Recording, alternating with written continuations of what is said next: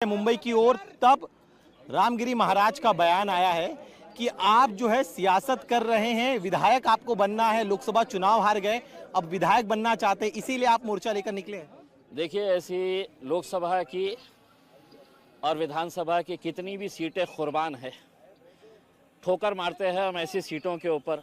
अगर हमारे नबी करीम सल्लल्लाहु अलैहि वसल्लम के ख़िलाफ़ अगर कोई गुस्ताखी करता है तो ऐसी इतनी हल्की राजनीति करने वाला शख्स इम्तियाज़ जलील नहीं है।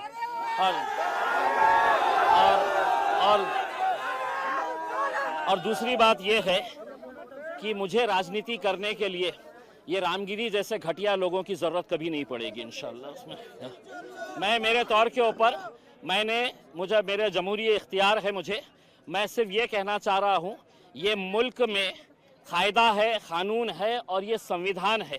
अगर ये संविधान के हिसाब से मुल्क नहीं चलेगा तो ऐसे रामगिरी जैसे गुंडे मवालियों के हिसाब से तो देश चल नहीं सकता है, राणे जैसे गुंडे मवालियों के हिसाब से देश चल नहीं सकता है। उसमें मैंने सरकार को वक्त दिया था, टाइम दिया था कि आप इनके ऊपर कार्रवाई करो करके, और उनको एक चेतावनी दे रहा हूं, अगर जबान उनके मुंह में है तो उससे बहुत खूबसूरत जबान मेरे मुंह में भी है। जिस दिन मैं इस्तेमाल करूंगा, जिस दिन मैं खोलूंगा अपनी जबान, तो कोई इनके पास अधिकार नहीं रहेगा मेरे खिलाफ भी कार्रवाई करने के लिए, क्योंकि कायदा कानून सबके लिए बराबर है। उनके लिए कायदा अलग नहीं हो सकता है और मेरे लिए अलग नहीं हो सकता है। इसलिए अगर रामगिरी ये कह रहा है कि मैं राजनीति कर रहा हूं, तो मैं रामगिरी को सिर्फ इतना कहूंगा कि रामगिरी, तेरे से बोलने तो लगाए थे सरकार ने, तू अपनी जान बचा के रख, क्योंकि यही सरकार तेरी जान के पीछे भी पड़ सकती है और ठिकड़ा हमारे ऊपर फोड़ सकती है। तो तू